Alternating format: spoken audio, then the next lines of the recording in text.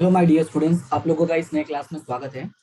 आज की हमारी जो क्लास होगी वो एमसीक्यू सीरीज का सेकंड पार्ट है। इसके पहले हम लोगों ने ऑलरेडी एक क्लास देख लिया था जिसमें मैंने टोटल 20 क्वेश्चंस आपको बताए थे, जिसका प्रूफ ये रहा, आप देख सकते हैं। कहाँ गया? हाँ, ये रहा। यहाँ तक 20 क्वेश्चंस तक हम लोगों ने पिछली क्लास में डिस्कस किया था।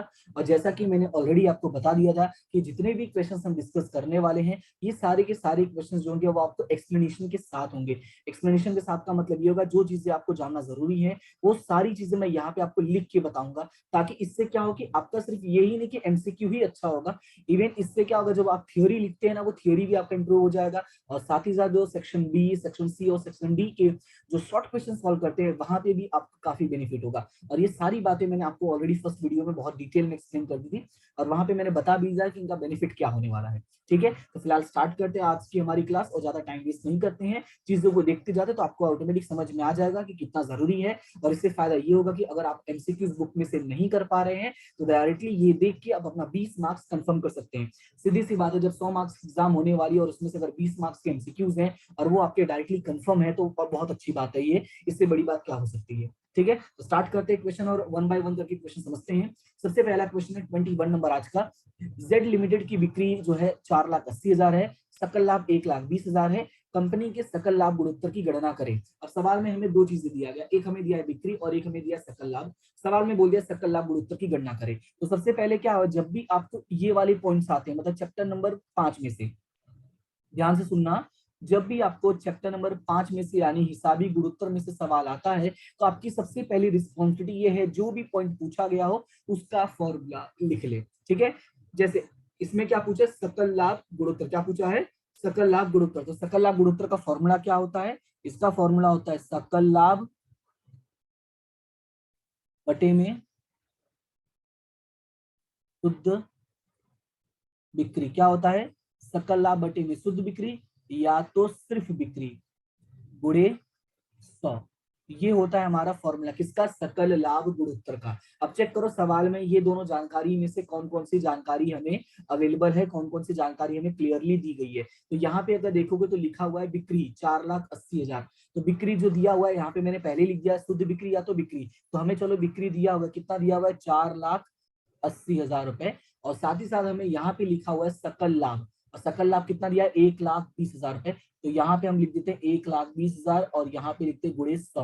तो जब इसको सॉल्व करोगे तो देखो 1 2 3 4, 1 2 3 4, 0 कैंसल, 12 एकम 12 और 12 चौक 48। ठीक है, 4 एकम 4 और 25 चौका 100, यानी जो हमारा आंसर आएगा वो कितना आएगा? वो आएगा 25। अब यहाँ पे चेक करो कि 25 कहाँ दिया है, तो ये रहा हमारा ऑप्शन नंबर बी। तो बी का आंसर मतलब इसका आंसर कितना हो जाएगा? 25%। क्लियर है? और इसका सॉल्यूशन कैसे करना है वो भी मैंने आपको बता दिया। इसका बेनिफिट ये होगा कि अगर मान लो आपको सकल लाभ गुणोत्तर ज्ञात करने के लिए बोल देता है, अलग से सवाल दिया था, तो आपको मैंने फॉर्मूला ऑलरेडी बता दिया है, आपको आसान हो जाएगा। ठीक है, चलते हैं अभी नेक्स्ट क्वेश्चन पे। नेक्स्ट क्वेश्चन में क्या लिखा हुआ है कि ए बी सी का पूंजी गुणोत्तर क्रमशः 3:2:1 है। मैं आपको बता दूं कि मैंने ये जो पेपर है, बेसिकली जो एमसीक्यूज हैं, वो मैंने इंग्लिश और गुजराती वाले पेपर्स में से ट्रांसलेट किया है। मतलब ये है, जैसा आपको पता होगा कि हिंदी मीडियम्स के जो पेपर हैं वो ना कहीं अवेलेबल है, ना मार्केट में मिलते हैं, ना किसी वेबसाइट पर अवेलेबल है। तो मैंने कुछ वेबसाइट पे सर्च किया जहां पे मुझे बेसिकली इंग्लिश और गुजराती के मिल गए थे, तो मैंने उनको क्या किया है, कन्वर्ट करने की कोशिश की। इसी वजह से है ना, कुछ हिंदी जो मतलब कुछ जो ट्रांसलेशन है ना, वो आपको अप्रोप्रिएट नहीं मिलेगा। जैसे कि यही वाला देखो, यहाँ पे लिखा ए बी सी का पूंजी गुणोत्तर, तो हम बेसिकली क्या बोलते हैं? पूंजी का अनुपात बोलते हैं। तो अनुपात के बदले में इसने क्या लिख दिया है? गुणोत्तर। ठीक है, ट्रांसलेशन करने के चक्कर में ये सब चीजें हुई हैं, तो वो मैं आपको समझाता जाऊंगा, उसका टेंशन लेने की जरूरत नहीं है, कंसेप्ट आपका क्लियर रहेगा। ओके, तो पूंजी का अनुपात कितना दिया है? 3:2:1। फिर सवाल में बोला है वितरण पात्र लाभ जो है वो 66,000 है, सी के लाभ की रकम की गणना क्या होगी, यानी सी के लाभ की रकम क्या होगी। तो सबसे पहली बात आपको मैं बता दूं कि जो हमें वितरण पात्र लाभ होता है वो हम कौन से अनुपात में बांटते हैं? वो हम बांटते हैं लाभ हानि के अनुपात में। किस अनुपात में बांटते हैं? लाभ हानि के अनुपात में। ये छोटी छोटी चीजें हैं जो आपको याद रखना है। कौन से अनुपात में बांटते हैं? लाभ हानि के अनुपात में। और सवाल में अगर देखोगे तो यहाँ पे पूंजी का अनुपात दिया है, पूंजी के अनुपात में हम कभी नहीं बांटते हैं। तो और सवाल में हमें लाभ का अनुपात दिया नहीं है, तो लाभ का अनुपात नहीं दिया है तो हम क्या करेंगे? हमें पता है कि जब लाभ का अनुपात न दिया गया तो साझेदारी 1932 अधिनियम के तहत हम लाभ का अनुपात क्या मान लेते हैं? हम लाभ का अनुपात मान लेते हैं समान। क्लियर है इतना? हम ये याद रखना है आपको। जब भी तुम्हें कोई जानकारी ना दिया गया हो तो साझेदारी 1932 के अधिनियम के अनुसार लाभ हानि का जो अनुपात होगा वो क्या हो जाएगा, समान हो जाएगा। तो जब इसका सॉल्यूशन करोगे तो यहाँ पर क्या होगा, 66,000 गुणे 1/3। 1/3 क्यों, कि टोटल कितने लोग हैं, 3, तो एक एक एक सबका हो गया, तो टोटल हो गया 3, जिसमें से हमें चाहिए सी का, तो सी का कितना 1, यानी 1/3। इसका सॉल्यूशन करोगे तो ये हो जाएगा 3 दूना 6 और 3 दूना 6, यानी हो जाएगा ये 22,000 रुपए। तो जो आंसर आएगा वो क्या आएगा, 22,000 रुपए आएगा। क्लियर है। तो यहाँ पे 22,000 रुपए कहाँ दिया है, तो ऑप्शन नंबर 2 में, यानी ऑप्शन नंबर बी में दिया हुआ है 22,000 रुपए। क्लियर है इतना। अच्छा एक चीज और मैं बता दूं, ये क्वेश्चन एग्जाम में कई बार पूछा गया है और लगभग ऐसा होता है कि बच्चे रॉन्ग करके आ जाते हैं, उनकी गलती नहीं होती, वो जल्दबाजी कर देते हैं। ठीक है, तो वही चीज मैं आपको यहाँ पे सुधारने के लिए, वही चीज समझाने के लिए आया हूँ कि भाई जल्दबाजी करने की जरूरत नहीं है। और दो छोटी पॉइंट है वही याद रखना है। एक पॉइंट ये याद रखना है कि कभी भी हम पूंजी के अनुपात में नहीं बांटते हैं, दूसरा हम लाभानी के अनुपात में बांटते हैं, और लाभानी का अनुपात ना दिया गया तो हम क्या मान लेंगे, समान मान लेंगे।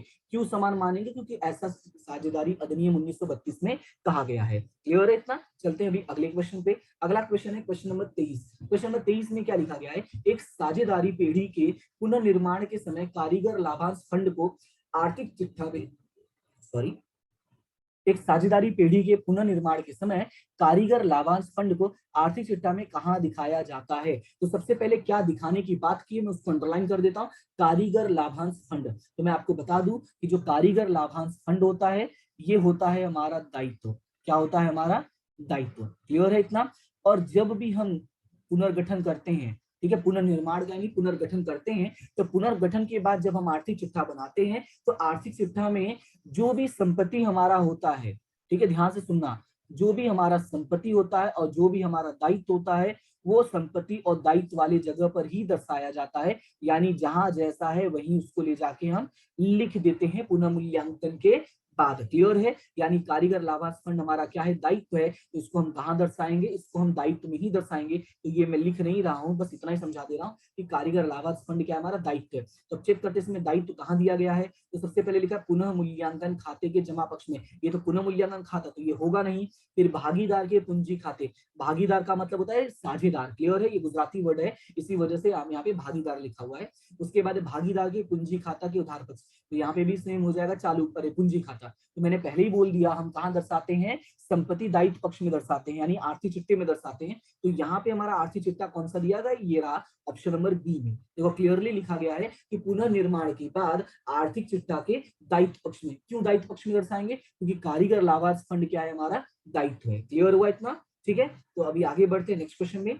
नेक्स्ट क्वेश्चन में क्या लिखा है, यदि कंपनी को कम से कम डैश डैश डैश सार्वजनिक अभिदान नहीं मिलती है तो शेयर प्रकाशित करना रद्द कर दिया जाएगा। मैं आपको एक बात बता दूं कि सेबी के नियम के अनुसार, ध्यान से सुनना, सेबी के नियम के अनुसार यदि कोई भी नई कंपनी मार्केट में शेयर प्रकाशित करती है, ठीक है, और शेयर प्रकाशित करने के बाद अगर कम से कम 90% जितना उनको आवेदन नहीं मिलता है, कितना कहा मैंने, कम से कम 90% जितना आवेदन नहीं मिलता है, तो कंपनी क्या हो जाएगी, शुरू होने से पहले ही बंद हो जाएगी। और इसी वजह से जो बड़ी बड़ी कंपनियां होती हैं उनका आवेदन 90% तक पहुंच जाए, इसीलिए वो लोग अंडर राइटर्स को ये अपॉइंट करती हैं। अब अंडर राइटर्स को हिंदी में बोलते अभिगोपक, अभिगोपन या अभिगोपक कहते हैं। ठीक है, तो इसको अपॉइंट करते हैं, जिसको इंग्लिश में कहा जाता है अंडर राइटर्स। क्लियर है। इनका काम यही होता है कि ये लोग कंपनियों की मदद करते हैं 90% शेयर मार्केट में बेचने के लिए, और अगर नहीं बिका तो जो भी शेष होता है वो ये लोग खरीद लेते हैं। क्लियर है इतना। तो ये है पूरा का पूरा कंसेप्ट। अब आंसर तो आपको समझ में आ गया होगा, कितना, 90%। तो यहाँ पे मैं टिक कर देता हूँ ऑप्शन सी, 90%। क्लियर है इतना। चलते हैं नेक्स्ट क्वेश्चन पे। नेक्स्ट क्वेश्चन में क्या लिखा हुआ है, इससे पहले की कंपनी डिबेंचर को पूंजी से वापस करने का फैसला करती है। थोड़ा इसको अंडरलाइन कर देता हूं, कैसे वापस कर रही है, डिबेंचर को पूंजी से वापस कर रहे हैं, कहां से, पूंजी से वापस करने का, ये मेन पॉइंट है, इसको याद रखना है। तो कंपनी को प्रकाशित किए गए डिबेंचर के कुल अंकित मूल्य का डैश डैश डैश प्रतिशत डिबेंचर कब वापसी अनामत में स्थानांतरित करना होगा, यानी कितना प्रतिशत स्थानांतरित करना होगा, यही हमें बताना है। इसका जो नियम है मैं आपको समझा देता हूं कि जब कंपनी डिबेंचर वापस करना चाहती है, ध्यान से सुनना, क्या, जब डिबेंचर वापस करना चाहती है, वापस करना चाहती है, तो एक नियम बना है और नियम के तहत कुछ रकम, ध्यान से सुनना, नियम के तहत कुछ रकम जो है वो वापसी अनामत में लेकर जाना पड़ता है। कहाँ लेकर जाना पड़ता है? वापसी अनामत में। तो यहाँ पे मैं लिख देता हूं नियम के तहत, मैं सिर्फ लिख देता हूं कुछ रकम, ठीक है, कुछ रकम ब्रैकेट में लिख देता हूं नियम के तहत।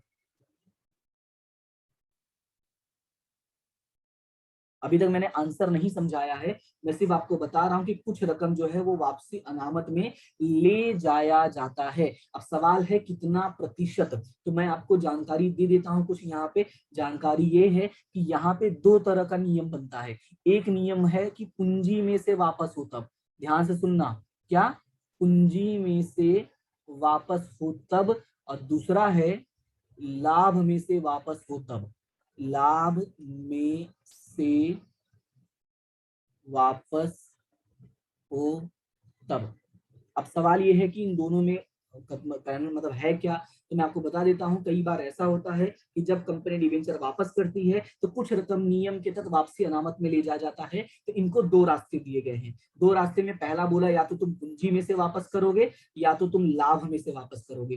तो जब पूंजी में से ये लोग वापस करने का सोचते हैं तो 25% जितना रकम वापसी अनामत में ले जाया जाता है। कितना प्रतिशत? 25%। तो यहाँ पे हमारा आंसर क्या हो जाएगा? ऑप्शन नंबर बी, 25% हो जाएगा। क्लियर है? अब दूसरा, लाभ में से वापस करना हो तो 100%। कितना? 100%। तो ये आपको याद रखना है। इट मे बी पॉसिबल आज ये क्वेश्चन पूछे, कल ये भी पूछे। तो जब ये पूछेगा तो आपको पता होना जरूरी है कि कितना परसेंटेज है। 100%। कहां से? लाभ में से। ठीक है, चलो अभी आगे बढ़ते हैं। अगला है कि चालू गुणोत्तर की गणना करने के लिए निम्नलिखित में से कौन सा शामिल नहीं है। जब हम चालू गुणोत्तर की गणना करते हैं तो चालू गुणोत्तर में कौन सा शामिल नहीं, इसका समझने का सबसे आसान तरीका ये है कि चालू गुणोत्तर का जो फॉर्मूला है वो याद रखो कि चालू गुणोत्तर, ठीक है, चालू गुणोत्तर का फॉर्मूला क्या होता है? चालू संपत्ति। ठीक है, क्या कहा मैंने? चालू संपत्ति बटे में चालू दायित्व। अब हमें चाहिए कि चालू संपत्ति और चालू दायित्व। तो सवाल में हम देखते हैं ऑप्शन में कि हमारे पास इन दोनों में से क्या क्या दिया है। तो हमें दिया है देनदार। देनदार क्या होता है? चालू संपत्ति, मतलब ये होता है। बी स्टॉक, स्टॉक यानी चालू संपत्ति, ये भी लेते हैं, सही है। उसके बाद है लेनी हुंडी। लेनी हुंडी क्या है? चालू संपत्ति, यानी ये भी लेते हैं। उसके बाद है फर्नीचर। फर्नीचर क्या चालू है? बिल्कुल नहीं। फर्नीचर जो होता है आपका ये स्थिर संपत्ति होता है। स्थिर संपत्ति में भी दृश्य संपत्ति। इसका मतलब ये हुआ कि हमारा आंसर क्या हो जाएगा? Option number D, furniture. Clear है इतना? तो यहाँ पे हमारा ये क्वेश्चन कंप्लीट होता है। अब चलते हैं नेक्स्ट क्वेश्चन पे। नेक्स्ट क्वेश्चन में लिखा है कि कार्यशील पूंजी का मतलब। अब कार्यशील पूंजी का मतलब हमें बताना है, यानी यहाँ पर क्या होगा। तो मैं आपको डायरेक्टली आंसर लिख देता हूं कि कार्यशील पूंजी का मतलब होता है चालू संपत्ति। ध्यान से सुनना, चालू संपत्ति माइनस चालू दायित्व। यानी अगर ध्यान से देखोगे तो क्या होगा? चालू संपत्ति और चालू दायित्व के बीच का अंतर। क्लियर है इतना? यानी कार्यशील पूंजी, अगर कोई पूछता है कि कार्यशील पूंजी अर्थात क्या, तो क्या बताओगे? चालू संपत्ति और चालू दायित्व के बीच का अंतर। अब ऑप्शन में देखते हैं कि चालू संपत्ति और चालू दायित्व कहाँ दिया है। तो सबसे पहले यहाँ लिखा चालू संपत्ति और गैर चालू संपत्ति। तो गैर चालू वर्ड लिख दिया, उसके आगे क्या लिखा मुझे देखना नहीं है, मैं इसको कैंसिल कर देता हूँ। फिर अगला लिखा चालू दायित्व और गैर चालू, फिर से गैर चालू आया तो मैं कैंसिल कर दूंगा, मुझे देखना नहीं, क्योंकि यहाँ पे क्या चाहिए हमें? चालू संपत्ति और चालू दायित्व चाहिए। फिर अगला है चालू संपत्ति और गैर चालू। गैर फिर से आ गया तो मैं कैंसिल कर दूंगा, मुझे दिखना ही नहीं है। अब 3 कैंसिल हो गया तो बचा क्या? चौथा ऑप्शन। चौथा ऑप्शन क्या है? चालू संपत्ति और चालू दायित्व के बीच का अंतर। क्लियर इतना? देखो इसमें कभी कभी ऐसा होता है जब हमें एमसीक्यूज पूछते हैं ना, और हमारा कंसेप्ट जब डिटेल में क्लियर होता है, या कभी कभी हमें थोड़ा बहुत नहीं आता है, जब हमें थोड़ा बहुत नहीं आता है ना, तो हम ये कट वाला ऑप्शन खेलते हैं। कट वाला ऑप्शन मतलब कंसेप्ट को याद करते हैं। यानी इसको बोला जाता है, जैसे आप लोग वर्ड यूज करते हैं ना तुक्का, इसको तुक्का नहीं बोलते हैं, इसको बोलते हैं एजुकेशनल गेस। क्या बोलते हैं इसको? Educational guess. यानी जिंदगी में कभी तुमने कोई चीज पढ़ा था, उसी के आधार पर तुमने आंसर दिया, इसी को कहा जाता है एजुकेशनल गेस, और हम वही लगाते हैं। ठीक है, इसका बहुत फायदा होता है जब कॉम्पिटिटिव एग्जाम्स में जाओगे ना, तो वहां पे आपको बहुत फायदा मिलेगा इसका। ठीक है, चलो फिलहाल आगे चलते हैं, बाकी जानकारी मैं आपको देता ही रहूंगा। ओके, उसका टेंशन लेने की जरूरत नहीं है। अगला क्वेश्चन है, यदि स्थिर पूंजी खाता पद्धति हो, तो ध्यान से सुनना, सवाल में क्या बोला है, यदि स्थिर पूंजी खाता पद्धति, कौन सी पद्धति, स्थिर पूंजी खाता पद्धति हो तो आहरण खाता बंद करके वर्ष के अंत में किस खाते ले जाया जाता है। तो मैं ये सवाल का जवाब दूं उसके पहले मैं आपको कुछ चीजें बताना चाहूंगा, तो यहाँ पे ध्यान से सुनना। सबसे पहले हेडिंग देते हैं पूंजी खाता रखने की पद्धति। पूंजी खाता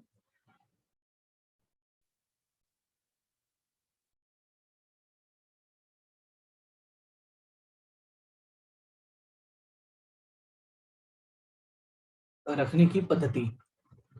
अगर हम बात करते हैं पूंजी खाता रखने की पद्धति, तो पूंजी खाता रखने की पद्धति में दो तरह की है। एक है स्थिर पद्धति, ध्यान से सुनना, हाँ, एक है स्थिर पद्धति और दूसरा है अस्थिर पद्धति।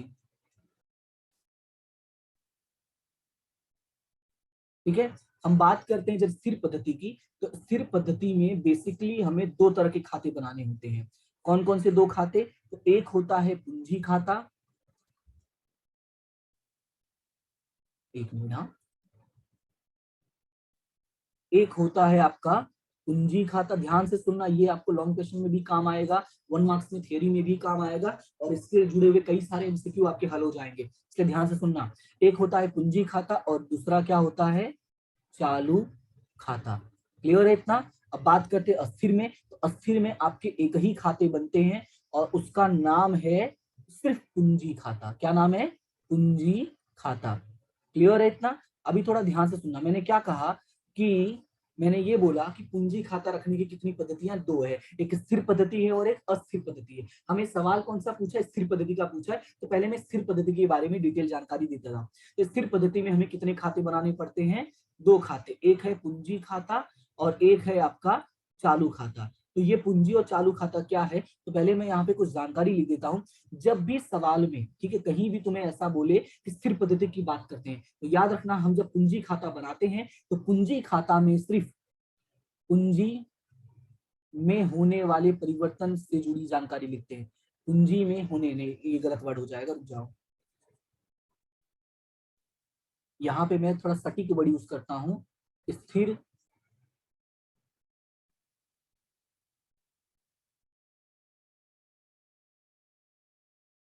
स्थिर पूंजी लाए या ले जाए। क्लियर है, यानी जब सवाल में ऐसा बोला हो कि पूंजी लाया और पूंजी ले गए, ये स्थिर वर्ड मैंने जानबूझ के यहाँ पे लिख दिया ताकि आपको पता रहे हम इसी की बात करें।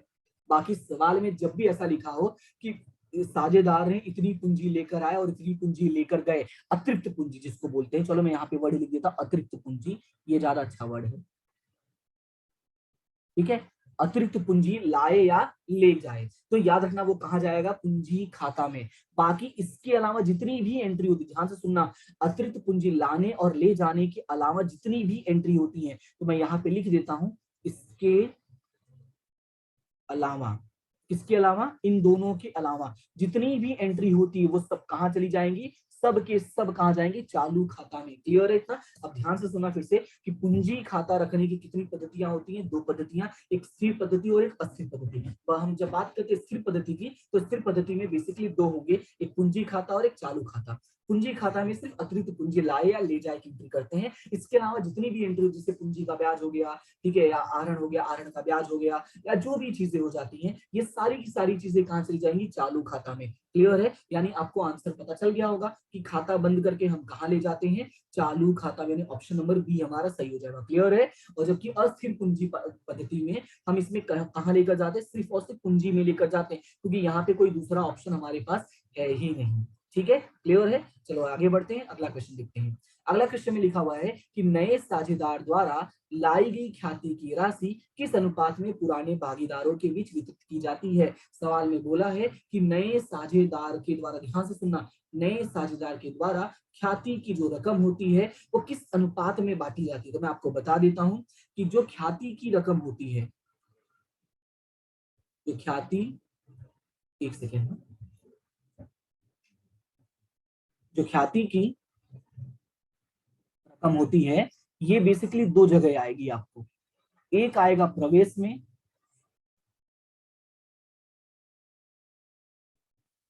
ध्यान से सुनना, एक आएगा प्रवेश में और एक आएगा आपका निवृत्ति में। क्लियर है, समझ में आया? एक कहाँ सॉल्व करने के लिए आएगा प्रवेश में और एक आएगा निवृत्ति में। प्रवेश का मतलब होता है कोई नया आए, नया आए, और इसमें क्या होता है कोई जाए। तो यहाँ पे मैं लिख देता हूँ जाए, या निवृत्त वर्ड लिखा भी रहेगा तो उसमें कोई टेंशन लेने वाली बात नहीं है। या एक और वर्ड हो जाता है मृत्यु, यानी इन तीनों में से कोई भी वर्ड लिखा रहेगा तो आप समझ जाना वो किससे जुड़ा हुआ है, निवृत्ति से जुड़ा हुआ है। और कोई नया आए तो वो किससे जुड़ा हुआ है, प्रवेश से जुड़ा हुआ है। अब ये जानकारी मैं क्यों बता रहा हूँ, ध्यान से सुनना। यानी कि अगर आपको ख्याति के बारे में कोई भी जानकारी आ जाती है तो प्रवेश है अगर, ठीक है, ख्याति की रकम लाने के बारे में, चाहे एक और वर्ड ऐड कर देता हूँ, ख्याति की रकम लाने के बारे में, ताकि कोई भी कंफ्यूजन मन में ना रहे। अगर नई ख्याति जो है, जो साझेदार है लेकर आते हैं या रकम के बारे में जानकारी दी गई है, अगर प्रवेश है तो याद रखना नया साझेदार आएगा, और निवृत्ति है तो साझेदार जाएगा। तो प्रवेश में हम हमेशा त्याग के अनुपात में बांटेंगे। कौन से अनुपात में? त्याग के अनुपात में बांटेंगे। और निवृत्ति में हम कौन से अनुपात में बांटेंगे? निवृत्ति में हम बांटेंगे लाभ के अनुपात में। ये बात आपको याद रखनी है। क्लियर है? इसमें देखो दो क्वेश्चन कवर हो गया।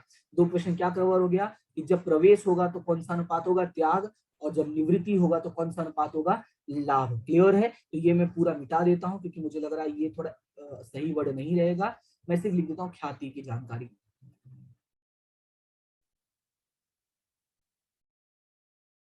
ख्याति की जानकारी और ब्रैकेट में लिख देता हूँ नहीं।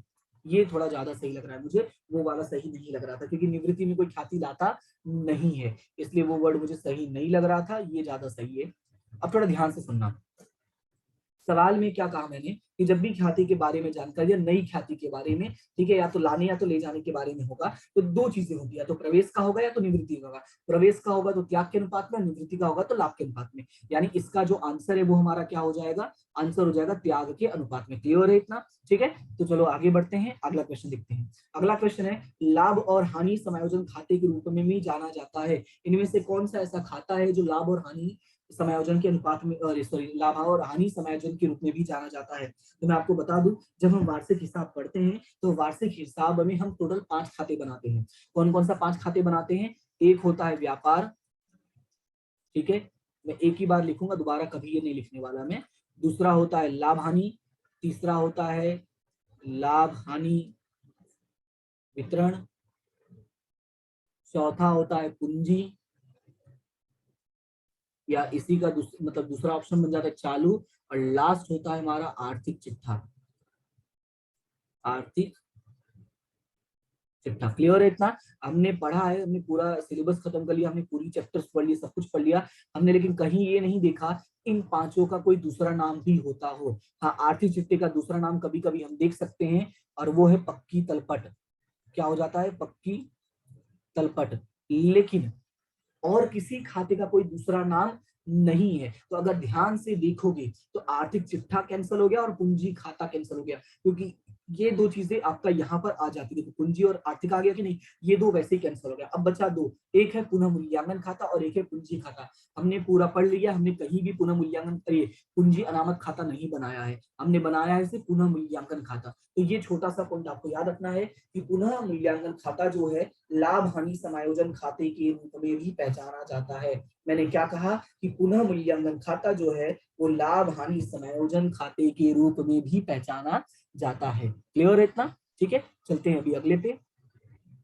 तो यहाँ पे मैं थोड़ा आपको बता दूं कि अगर आपको वीडियोस अच्छी लगती हैं तो आपको करना क्या है, आपको सिर्फ वीडियो को लाइक करना है, अपने दोस्तों के साथ शेयर करना है और चैनल को सब्सक्राइब करना है। जो चैनल को आप सब्सक्राइब करोगे उसका कोई चार्जेस नहीं होता है। ये सिर्फ एक ऐसा है कि समझ लो आप मुझे इंस्टाग्राम पे या अपने फेसबुक पे ऐड कर रहे हो, ठीक है। और ऐसा भी नहीं कि इंस्टाग्राम पे मैं 200 पोस्ट रोज डालता हूँ जिससे आपको तकलीफ होगी। एक या 1.5 वीडियो, सॉरी 1 या 2 वीडियो मैक्सिमम मैं अपलोड करता हूँ, तो आपको कोई नुकसान नहीं होगा, उल्टा आपको बेनिफिट होगा। और हो सकता है आपकी पहचान में अगर कोई हो तो उनको भी बेनिफिट हो जाएगा, ठीक है। तो आपको क्या करना है, वीडियो को लाइक करना है, अपने दोस्तों के साथ शेयर करना है, और सबसे बड़ी बात चैनल को सब्सक्राइब करना है, ठीक है। और अगर आपका कोई फ्रेंड हो जो इंग्लिश मीडियम में हो, जिसको इंग्लिश मीडियम से रिलेटेड जो वीडियोज है वो देखना है, तो आप उसको सजेस्ट कर सकते हैं कि मेरा इंग्लिश मीडियम का चैनल भी है और जिसका नाम है अमित कुमार तिवारी, ठीक है। और अगर हिंदी मीडियम के हैं तो आपको पता है हिंदी मीडियम का नाम है अमित कुमार तिवारी 2.0। क्लियर है इतना? तो आपको टेंशन लेने की जरूरत नहीं है। चलो फिलहाल आगे बढ़ते हैं।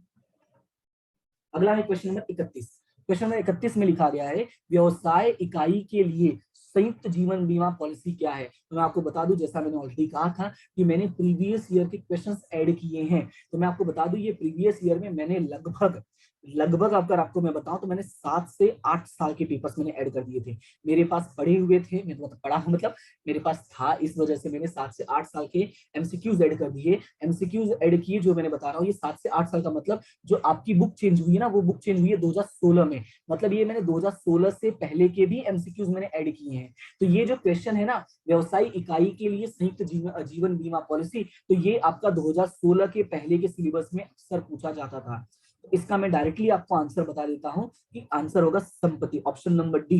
आंसर क्या हो जाएगा इसका? संपत्ति। व्यवसाय इकाई के लिए जो संयुक्त जीवन बीमा पॉलिसी होती है वो क्या हो जाती है? संपत्ति के तौर पे काम करती है। ऐसे समझो, अगर किसी का जीवन बीमा होता है, अगर उसकी अचानक से मृत्यु हो जाए तो फायदा किसका होगा? उसके पीछे रह जाने वालों को, और उनके लिए वो क्या हो जाता है? संपत्ति की तरह काम करता है। ऐसे तुम याद कर सकते हो। ठीक है, फिलहाल आगे बढ़ते हैं, ज्यादा किसी को मारेंगे नहीं, बस इतने से ही कंसेप्ट क्लियर करते हैं। उसके बाद नेक्स्ट क्वेश्चन है, नेक्स्ट में लिखा गया है कि विसर्जन के बाद पेड़ी की संपत्ति की बिक्री से निम्नलिखित में से कौन सा दायित्व का भुगतान किया जाता है? कौन सी दायित्व का भुगतान किया जाता है?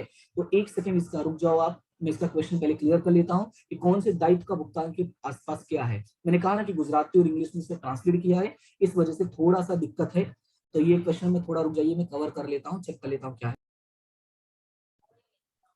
तो यहाँ पे क्वेश्चन में ऐसा हो जाएगा कि विसर्जन के बाद पीढ़ी की संपत्ति की बिक्री से निम्नलिखित में से कौन सा दायित्व या कौन सा पॉइंट, ऐसे समझो कौन सा दायित्व सबसे अंत में चुकाया जाता है? क्या हो जाएगा? सबसे अंत में, थोड़ा अच्छे से लिखते हैं,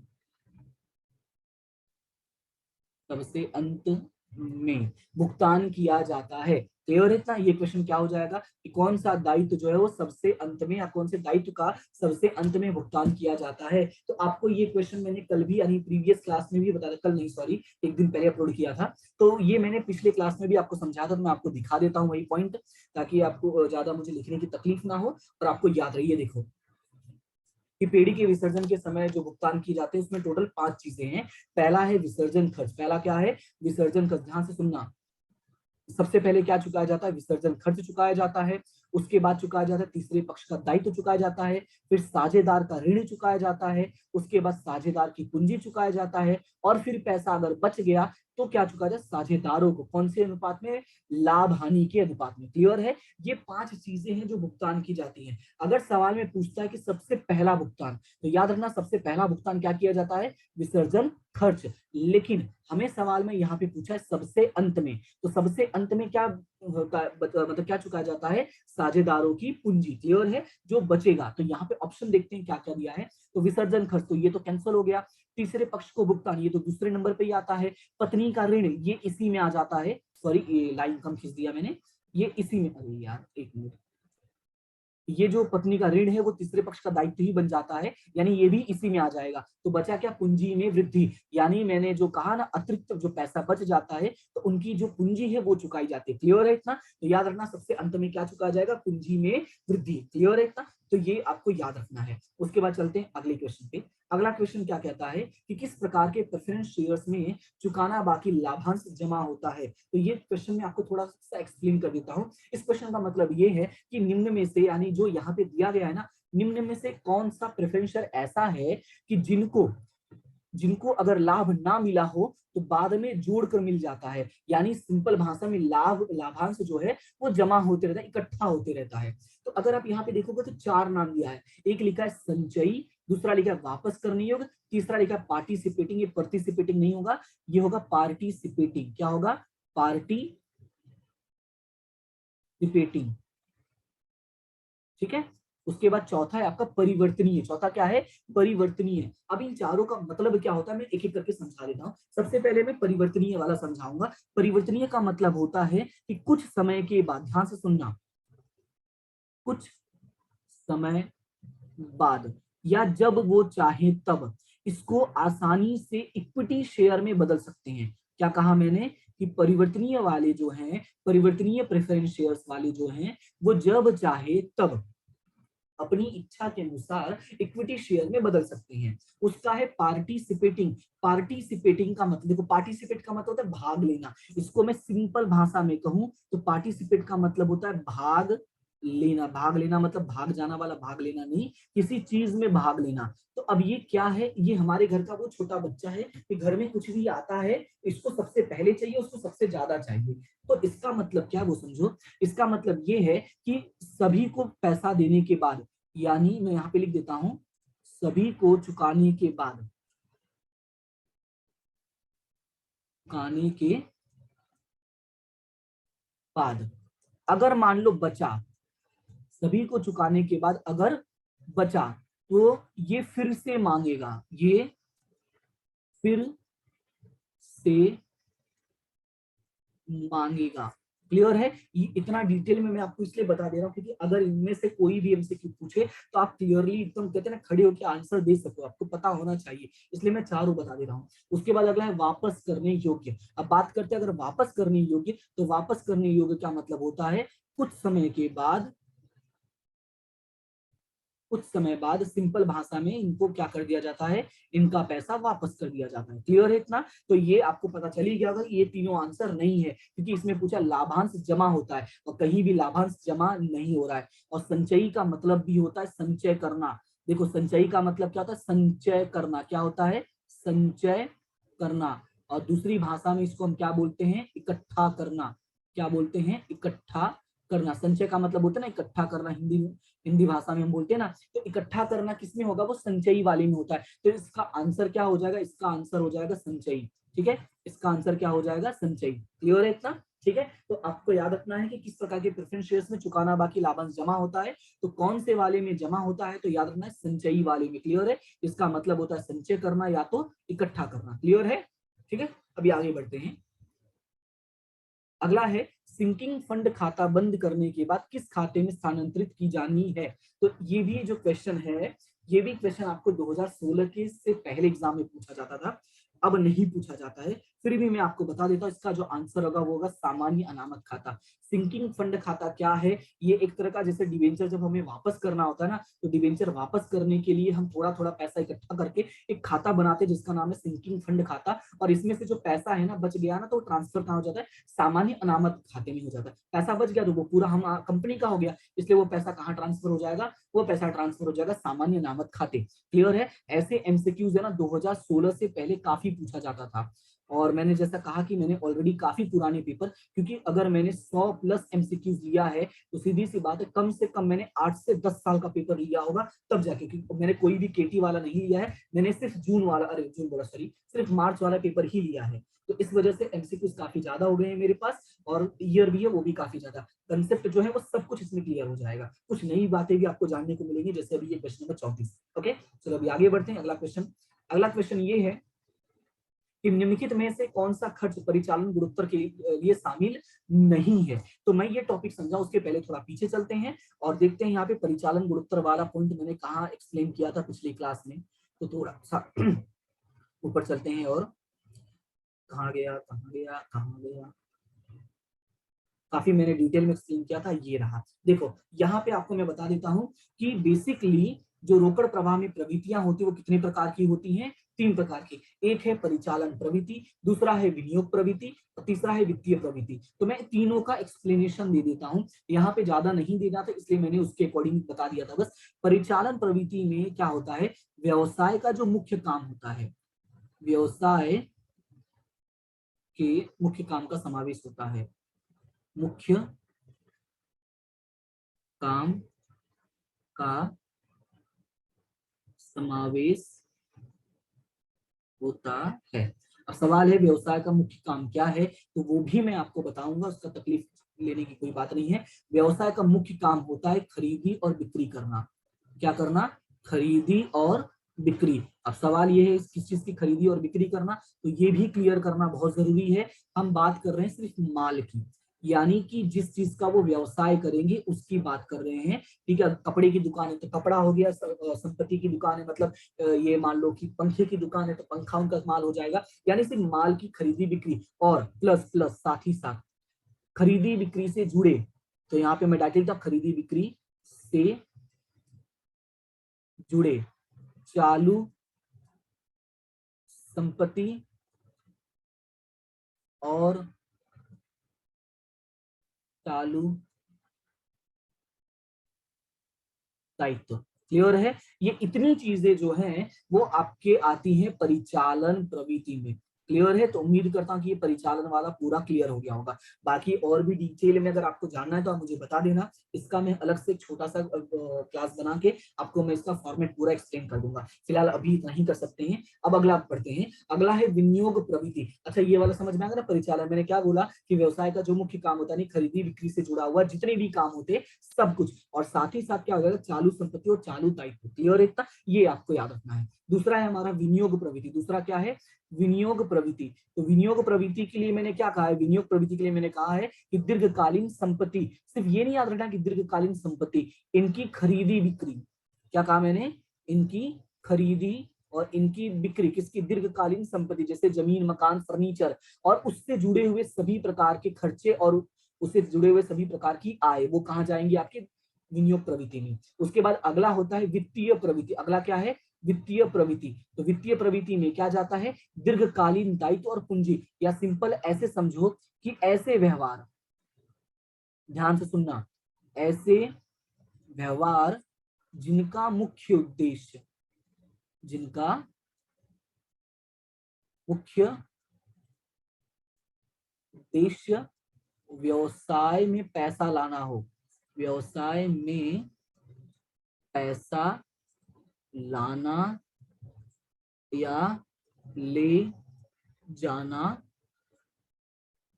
क्लियर है? आपको फोकस किस वर्ड पे रखना है? पैसा लाना और ले जाना पे। क्लियर इतना? यानी व्यवसाय में कोई भी ऐसा काम जिसका मेन टारगेट पैसा लाना या ले जाना हो, तो हम उसको किसमें लिखेंगे? उसको हम लिखेंगे वित्तीय प्रवृत्ति में। क्लियर है? मैं कुछ एग्जांपल्स भी लिख देता हूं, जैसे कि हम लिखते हैं, यहाँ पे मैं लिख देता हूं, जैसे शेयर, शेयर हम प्रकाशित करते हैं तो वो पैसे के लिए करते हैं। हम डिवेंचर प्रकाशित करते हैं तो पैसे के लिए करते हैं। हम बॉन्ड प्रकाशित करते हैं तो पैसे के लिए करते हैं। हम बैंकों से लोन लेते हैं तो वो भी पैसों के लिए ही लेते हैं। क्लियर है? साथ ही साथ एक और मैं आपको बता देता हूं जो मोस्ट इंपॉर्टेंट है, पर अक्सर बच्चे कंफ्यूज हो जाते हैं, वो है बैंक ओवरड्राफ्ट। क्या है? Bank overdraft. जैसा कि आपको पता है कि बैंक ओवरड्राफ्ट बेसिकली किस में आता है? चालू दायित्व में आता है। लेकिन मैंने क्या कहा? ऐसी प्रवृत्ति जिसका मुख्य उद्देश्य क्या हो? पैसा लाना या ले जाना हो। अगर आप ध्यान देंगे तो बैंक ओवरड्राफ्ट जो होता है वो क्यों किया जाता है? इसीलिए किया जाता है क्योंकि हमें जरूरत है पैसों की। आप बैंक से ओवरड्राफ्ट क्यों लेंगे? क्योंकि आपको पैसा चाहिए। तो अगर आपको पैसा ही लाना ले जाना है तो ये किस में आ जाएगा? वित्तीय प्रवृत्ति में। क्लियर है? होता भले चालू दायित्व, लेकिन आएगा किसमें? वित्तीय प्रवृत्ति में। क्लियर हुआ इतना? तो ये है पूरा तुम्हारा एक्सप्लेनेशन, ये जो भी प्रवृत्तियां होती हैं उनका। अब चलते हैं, थोड़ा देखते हैं कि इसका आंसर क्या होगा। बहुत ज्यादा मैंने एक्सप्लेन कर दिया, लेकिन आपको बहुत काम आएगा आगे के क्वेश्चंस में, चिंता नहीं करो। गया क्वेश्चन? हाँ, ये रहा कि निम्नलिखित में से कौन सा खर्च परिचालन गुणोत्तर में, गुणोत्तर के लिए शामिल नहीं है? तो एक एक करके नाम पढ़ते हैं। पहला है व्यवसाय खर्च, व्यवसाय खर्च बोल रहा हूँ, प्रशासन व्यय। तो प्रशासन का मतलब होता है व्यवसाय को चलाने के लिए जरूरी है, तो ये तो होना चाहिए ना परिचालन में, तो ये तो होगा। दूसरा है बिक्री, बिक्री मतलब पहली बोलते खरीद बिक्री से जुड़ा, तो ये भी होगा। तीसरा है वित्तीय व्यय और कर। अब ध्यान से सुनिए, यहाँ पे लिखा वित्तीय, क्या लिखा है? वित्तीय। और वित्तीय के लिए हमने एक अलग से कॉलम बनाया है जिसका नाम है वित्तीय प्रवृत्ति। तो ये कहाँ जाएगा? आपका वित्तीय प्रवृत्ति में जाएगा। कहाँ जाएगा? वित्तीय प्रवृत्ति में। और अगर ये वित्तीय प्रवृत्ति में जाएगा, इसका मतलब ये हुआ कि परिचालन खर्च तो ये बिल्कुल नहीं होगा, ना ही परिचालन गुणोत्तर में आएगा। क्लियर है इतना? तो इसका जो आंसर हो जाएगा वो क्या हो जाएगा? वित्तीय कर। क्लियर है इतना? ये आपको याद रखना है। चलो अभी आगे बढ़ते हैं और अगला क्वेश्चन लिखते हैं। अगला क्वेश्चन में लिखा हुआ है कि किसी कंपनी के बेचे गए माल की लागत 10 लाख रुपए है, परिचालन व्यय 2 लाख रुपए है और गैर परिचालन व्यय 3 लाख रुपए है, वित्तीय व्यय 1 लाख रुपए यानी वित्तीय खर्च, और यदि कुल बिक्री 20 लाख रुपए है तो परिचालन लाभ गुणोत्तर ज्ञात करें, निर्धारित करें। अब इसको थोड़ा सॉल्यूशन समझते हैं। सबसे पहले सवाल में पूछा गया है परिचालन लाभ गुणोत्तर। क्या पूछा गया है? परिचालन लाभ गुणोत्तर। अब सवाल ये होता है कि परिचालन लाभ गुणोत्तर क्या होता है? तो जैसा मैंने अभी कुछ देर पहले बताया कि जब भी आपको ऐसे क्वेश्चंस आते हैं तो आपका जो पहला टारगेट होगा, क्या होगा? आपको पहला टारगेट पहला टारगेट ये होगा कि सबसे पहले आप इसका क्या लिखोगे, फॉर्मूला। क्या लिखोगे इसका, फॉर्मूला। तो यहाँ पे मैं लिखता हूं परिचालन लाभ गुणोत्तर। ठीक है, सबसे पहले हम क्या लिखेंगे, इसका फॉर्मूला। अब परिचालन लाभ गुणोत्तर का फॉर्मूला क्या होता है, हमें ये डिसाइड करना है। तो परिचालन लाभ गुणोत्तर का फॉर्मूला होता है यहाँ पे, परिचालन लाभ क्या होता है, परिचालन लाभ बटे में बिक्री गुणे 100। क्लियर इतना। परिचालन गुणोत्तर का, सॉरी, परिचालन लाभ गुणोत्तर का फॉर्मूला क्या होता है, परिचालन लाभ बटे में बिक्री गुणे 100। लेकिन क्या आपको सवाल में कहीं परिचालन लाभ के बारे में जानकारी दिया है, आराम से नजरें दौड़ा के देखो, क्या कहीं भी परिचालन लाभ के बारे में कोई जानकारी दिया है, तो आपको जवाब मिलेगा नहीं दिया है। तो अब सवाल यह है कि परिचालन लाभ हम कैसे निकालेंगे, तो बस वही काम है मेरा बताना। तो सबसे पहले हम परिचालन लाभ निकालते हैं। परिचालन लाभ का फॉर्मूला होता है बिक्री माइनस परिचालन लागत। क्या होता है, बिक्री माइनस परिचालन लागत। क्लियर है। क्या सवाल में बिक्री दिया है, तो देखो बिक्री कहीं सवाल में दिया, हाँ दिया है, ये रहा कुल बिक्री दिया 20 लाख रुपए। तो यहाँ पे मैं लिख देता हूँ बिक्री दिया है 20 लाख रुपए।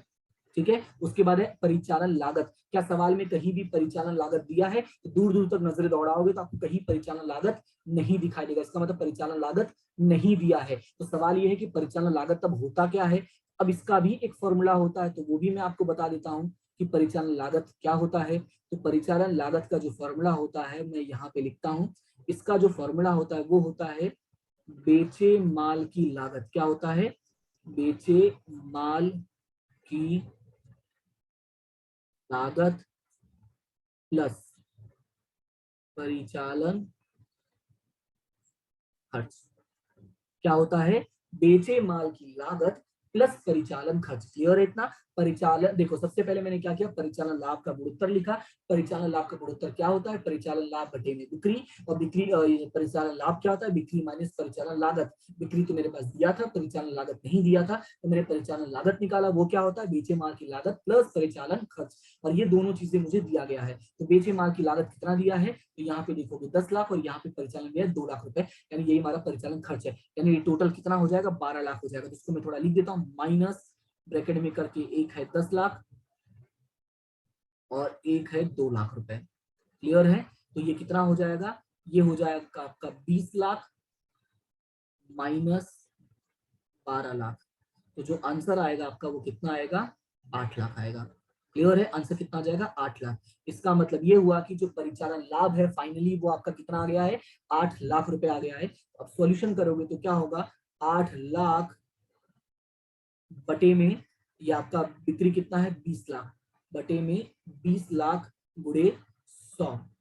तो अगर आप इसको सॉल्व करोगे तो इसका जो आंसर होगा वो हो जाएगा 40%। कितना हो जाएगा, 40%। क्लियर है। इसको मैं अंडरलाइन कर देता हूँ, ये आपका आंसर कितना हो जाएगा, 40%। यानी B is equal to 40%। Option क्या हो जाएगा, B is equal to 40%। Clear है इतना। ये तो था एक मेथड। अब मैं आपको इसका दूसरा मेथड भी बता देता हूँ। ठीक है, इसका दूसरा मेथड भी मैं आपको बता देता हूँ। अब दूसरा मेथड क्या है वो समझो। सवाल में हमें पूछा था परिचालन लाभ गुणोत्तर, तो परिचालन लाभ गुणोत्तर का जो दूसरा फॉर्मूला होता है वो ये होता है 100 माइनस परिचालन। ठीक है, क्या होता है, 100 माइनस, ये दूसरा फॉर्मूला है, 100 माइनस परिचालन गुणोत्तर। लेकिन सवाल में ये तो यहाँ पे परिचालन गुणोत्तर भी नहीं दिया था, इसलिए इसको भी निकालना ही पड़ता, पर इसको निकालना आसान है। परिचालन गुणोत्तर का फॉर्मूला होता है बेचे माल की लागत, एक मिनट,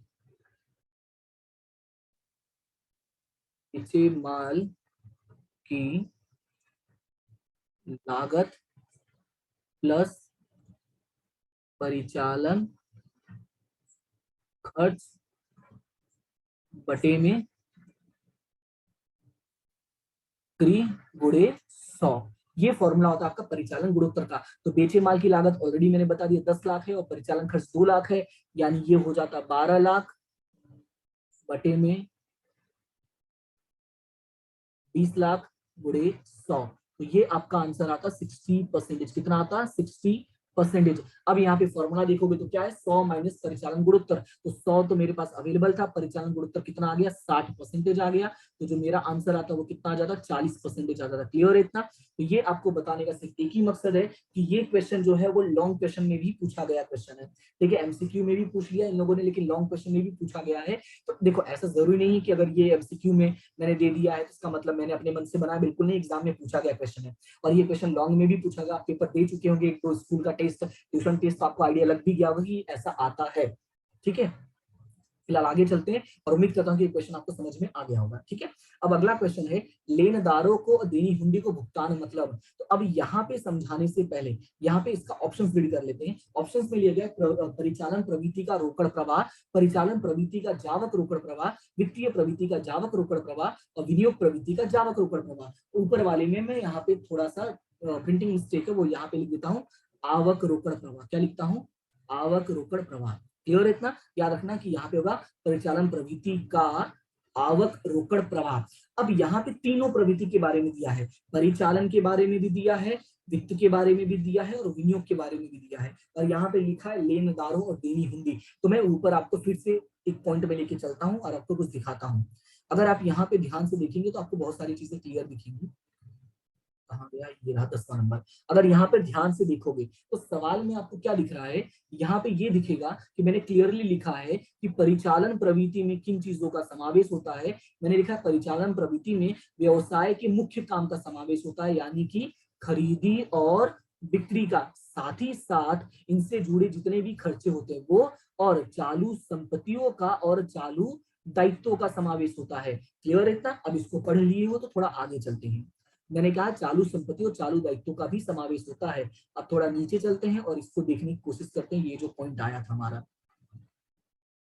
यहाँ पे लिखा था लेनदारों को और देनी हुंडी को भुगतान। भुगतान मतलब पैसा चुकाया। तो सबसे पहले उसको साइड में रखो, पहले लेनदार देखो। लेनदार और देनी हुंडी ये क्या होता है, हमारा चालू दायित्व होता है। तो चालू दायित्व मतलब किसमें, परिचालन प्रवृत्ति में। तो अगर ये परिचालन में आएगा तो मतलब 2 पॉइंट तो पहले ही कैंसिल हो गया, एक हो गया आपका वित्त वाला और एक हो गया आपका विनियोग वाला। अब बचा 2, एक परिचालन प्रवृत्ति है, दूसरा भी परिचालन प्रवृत्ति है, लेकिन पहले में है आवक रोकड़ प्रवाह और दूसरे में है जावक। तो जब तुम भुगतान करोगे तो पैसा आएगा या पैसा जाएगा, तो सिंपल सी बात है पैसा जाएगा। तो हमारा आंसर क्या होगा, आंसर होगा हमारा पॉइंट नंबर बी, परिचालन प्रवृत्तिय का जावक रोकड़ प्रवाह। तो इसका मैं जो टिक कर देता हूं पहले आपको, क्या हो जाएगा, परिचालन प्रवृत्ति का जावक रोकड़ प्रवाह।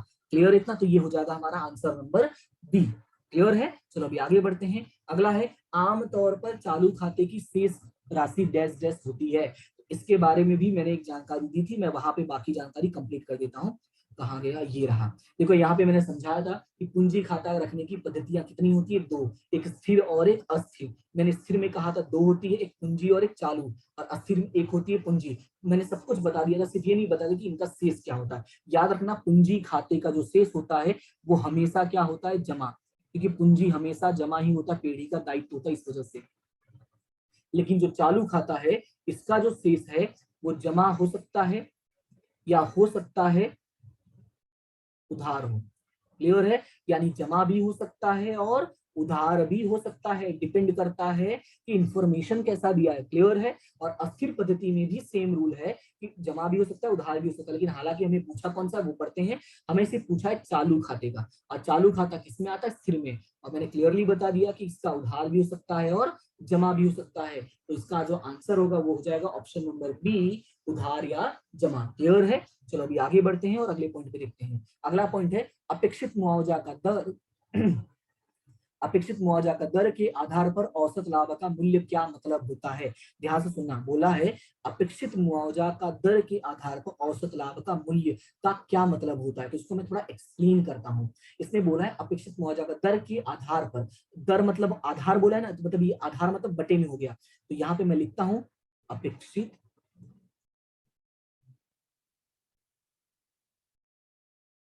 मुआवजा का दर, ये क्या हो गया, डिवाइड में लिखा ना, दर के आधार, किसका मूल्य, औसत लाभ का, किसका, औसत लाभ का। क्लियर है? ये फॉर्मूला बना। अब थोड़ा इस फॉर्मूले को याद करो और देखो कि ये किसका फॉर्मूला होता है। क्या ये ख्याति का फॉर्मूला? तो बिल्कुल नहीं, ख्याति का फॉर्मूला नहीं है। क्या ये अधिक लाभ का फॉर्मूला? बिल्कुल नहीं, अधिक लाभ का फॉर्मूला होता है औसत माइनस अपेक्षित लाभ। क्या होता है? औसत माइनस अपेक्षित। क्लियर है? ये होता है आपका अधिक लाभ का फॉर्मूला। और दूसरा है, सॉरी, तीसरा है औसत लाभ। तो औसत लाभ का तो फॉर्मूला क्या होता है? कुल लाभ बटे में वर्षों की संख्या। तो ये भी होगा नहीं। लास्ट है हमारा पूंजीगत लाभ। तो याद रखना है कि ये जो फॉर्मूला है ये किसका फॉर्मूला है? ये है पूंजीगत लाभ का फॉर्मूला। किसका फॉर्मूला है?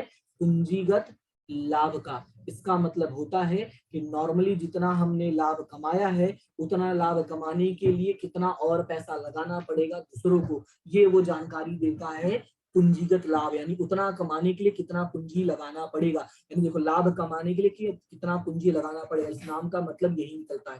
ठीक है, तो हमारा आंसर क्या होगा? हमारा आंसर हो जाएगा ऑप्शन नंबर डी, पूंजीगत लाभ। क्लियर है इतना? चलते हैं अगला पॉइंट पे, और अगला पॉइंट है क्वेश्चन नंबर 40। क्वेश्चन नंबर 40 में क्या लिखा है कि साझेदारी पेढ़ी के पुनः निर्माण के समय माल के स्टॉक को डैश डैश डैश पर पुनः मूल्यांकन के बाद आर्थिक चिट्ठे में दिखाया गया है या दर्शाया जाता है। तो यहाँ पे थोड़ा सा ध्यान से सुनना कि जब भी, क्या कहा मैंने? जब भी हम पुनः निर्माण करते हैं, ठीक है, जब भी हम पुनः निर्माण करते हैं और नया आर्थिक चिट्ठा बनाते हैं, किसके बाद? पुनः मूल्यांकन के बाद। तो जितनी भी चीजें होती हैं, सभी संपत्ति, सभी संपत्ति और दायित्व, क्लियर है? सभी संपत्ति और दायित्व का हम क्या करते हैं? पुनः मूल्यांकन। जो ये राइटिंग है बहुत गंदी लग रही है मेरे को, एक सेकेंड, हाँ, पेन थोड़ा चेंज कर देता हूं मैं। सभी संपत्ति और सभी दायित्व, ठीक है, सभी संपत्ति दायित्व का जब हम पुनः मूल्यांकन करते हैं तो इसको हम हमेशा नई कीमत, अब क्वेश्चन है ये नई कीमत क्या है? तो नई कीमत है बाजार कीमत। याद रखना, कौन सी कीमत पे दर्शाते हैं? बाजार कीमत पे दर्शाते हैं, जिसको हम लोग नई कीमत भी कहते हैं। अगर आप परिभाषा पढ़ेंगे तो आपको परिभाषा दिखेगा, नई कीमत लिखा रहता है। क्या लिखा रहता है? कि पुनर्गठन के समय संपत्ति और दायित्वों का पुनः मूल्यांकन करने के लिए या नई कीमत पर दर्शाने के लिए उसकी कीमत को देखा जाता है, और उससे होने वाले लाभ या हानि को दर्शाने के लिए जो खाता बनाया जाता है उसको पुनः मूल्यांकन खाता कहते हैं। तो नई कीमत भी कह सकते हो और बाजार कीमत भी कह सकते हो। तो हमारा जो ऑप्शन होगा, मतलब जो हमारा आंसर होगा, वो क्या हो जाएगा? हमारा बाजार मूल्य। क्लियर है? लागत मूल्य, दार्शनिक मूल्य तो कभी नहीं होगा। हमारा आंसर क्या हो जाएगा? बाजार मूल्य। क्लियर है? ये था हमारा क्वेश्चन नंबर 40। अब चलते हैं अगले क्वेश्चन पे। अगला क्वेश्चन है क्वेश्चन नंबर 41। अब इसमें क्या लिखा गया वो देखो। क्वेश्चन में लिखा गया है कि विसर्जन के समय आर्थिक चिट्ठा में फर्नीचर 20,000 रुपए के दिखाया गया है। क्या बोला है? कि आर्थिक चिट्ठा में फर्नीचर कितने का है? 20,000 रुपए का है। लिखा है इसके वसूली के लिए, ध्यान से सुनना, इसके वसूली के लिए कोई स्पष्टता नहीं है, तो निम्नलिखित में से कौन सा प्रभाव बनेगा? अब मुझे नहीं पता यहाँ पर क्या मेंशन किया गया है, ये गलती से हो गया। यहाँ पे क्या मेंशन है मुझे कुछ नहीं पता, मुझे बस इतना पता है कि इनका रोजनामचा कैसे बनता है। तो ध्यान से सुनना कि पहले तो फर्नीचर है। फर्नीचर क्या है हमारे लिए? संपत्ति। फर्नीचर क्या है हमारे लिए? संपत्ति। और संपत्ति का शेष हमेशा क्या होता है? उधार। और संपत्ति का जब शेष हमेशा उधार, उसको बंद करोगे तो ये क्या हो जाएगा? जमा। क्लियर है? तो सबसे पहले बंद करने का रोजनामचा बनाओ, तो रोजनामचा क्या बनेगा? फर्नीचर खाते उधार। क्या बनेगा? फर्नीचर खाते उधार, नहीं सॉरी, फर्नीचर खाते जमा, और वसूली खाते उधार। क्या बनेगा? वसूली खाते उधार। ये पहला रोजनामचा बनेगा। दूसरा, अभी ध्यान से सुनना, सवाल में लिखा है वसूली मूल्य के लिए कोई स्पष्टता नहीं है। तो मैं इसमें कुछ जानकारियां आपको देना चाहूंगा। जानकारी ये है कि जब भी आपको संपत्ति के बारे में कुछ भी कहा जाए, इसके बारे में संपत्ति, तो आपको पता होना चाहिए कि जो संपत्तियां होती हैं वो दो प्रकार की होती हैं। एक होता है दृश्य और एक होता है अदृश्य। ठीक है? क्या? एक होता है दृश्य और एक होता है अदृश्य। मान लो इनके मूल्य के बारे में मैं यहाँ पे लिख भी देता हूँ थोड़ा सा, ये अच्छे से बना के मैं यहाँ पे लिखता हूँ वसूली मूल्य। कहाँ लिखूं, जगह नहीं बची यार।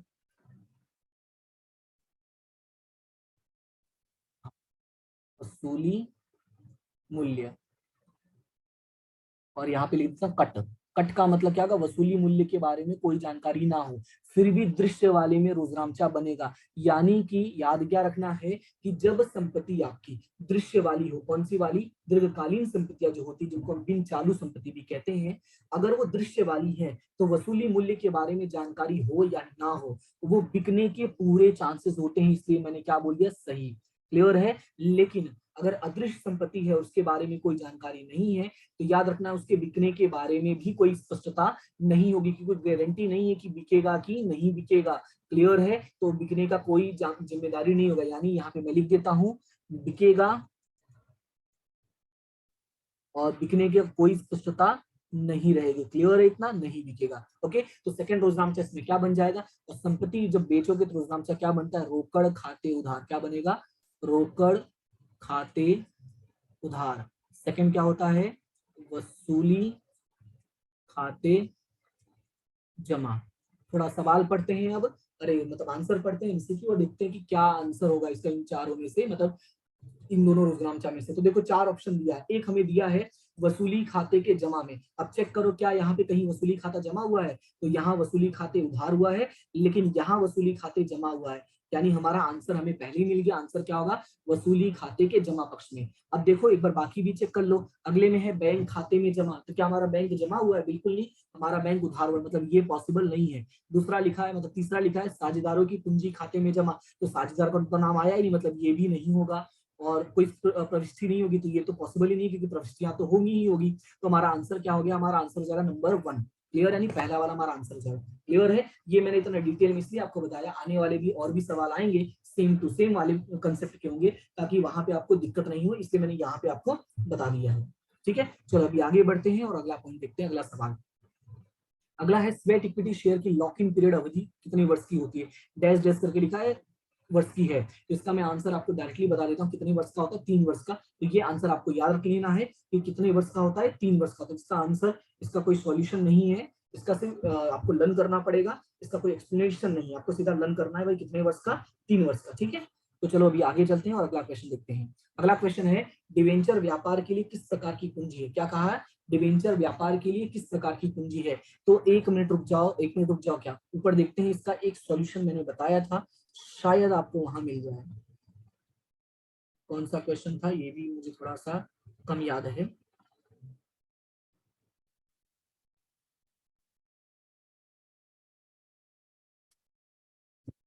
क्लीन नहीं याद है, कम याद है, इस वजह से थोड़ा सा ढूंढना तो पड़ेगा ही। कोई दिक्कत नहीं है, थोड़ा सा देख लेते हैं, देख लेते हैं, देख लेते हैं। नहीं दिख रहा है, नहीं दिख रहा है। चलो कोई दिक्कत नहीं, मैं वहीं पे आपको एक्सप्लेन कर देता हूँ।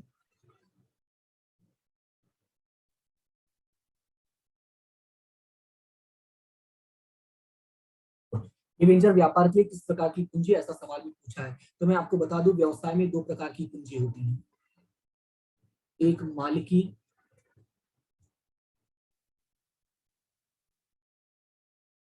और एक होता है उधार पूंजी। ठीक है, सवाल है कि मालिकी पूंजी का मतलब क्या होता है। मालिकी पूंजी का मतलब होता है जैसे इक्विटी शेयर, प्रेफरेंस शेयर। ठीक है, इक्विटी शेयर और प्रेफरेंस शेयर जो होता है उनको बोलते हैं मालिकी पूंजी।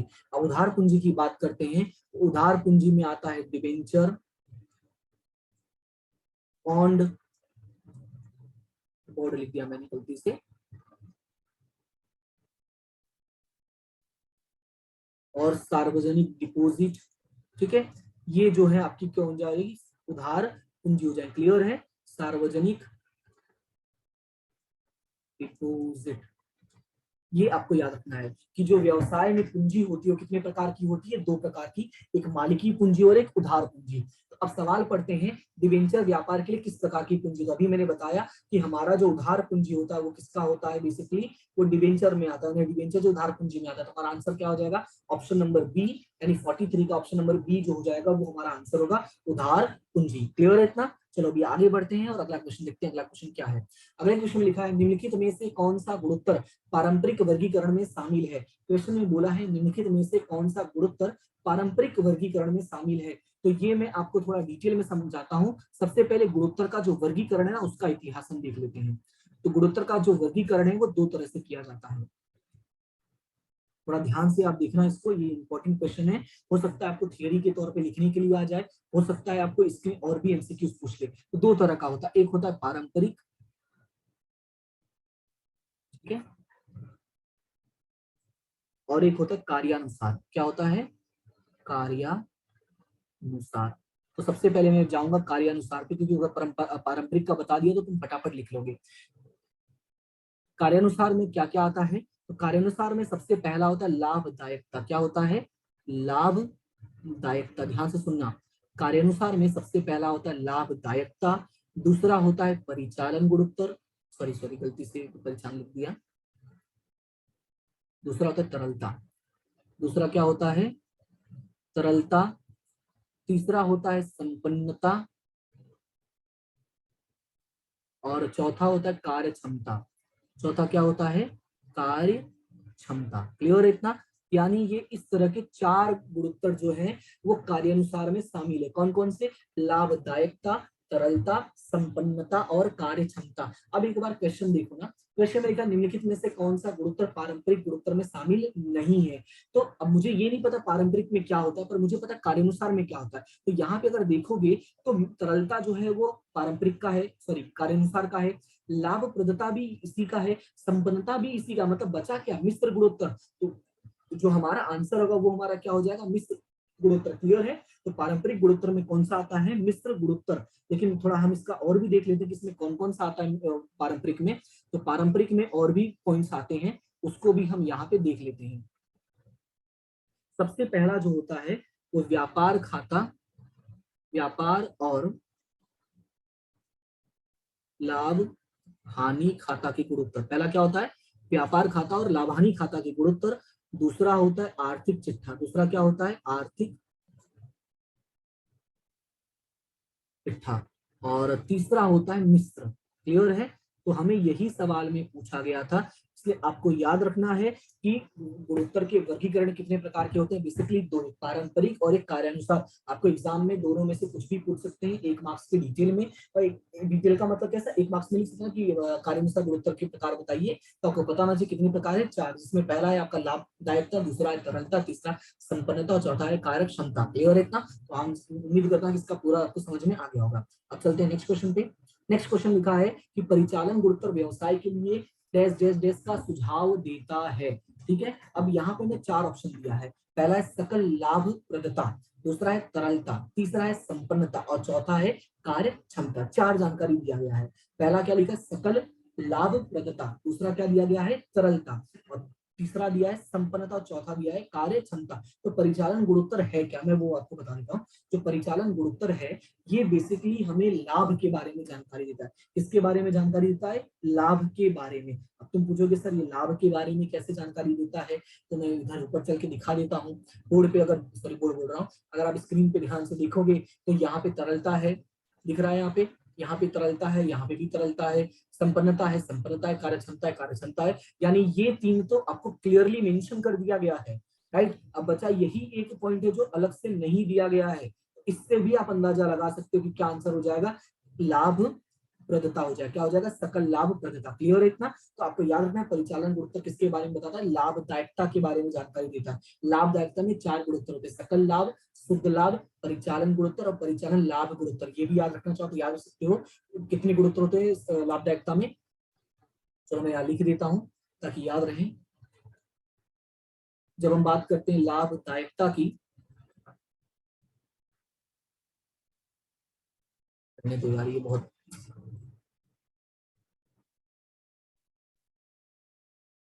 एक सेकेंड में,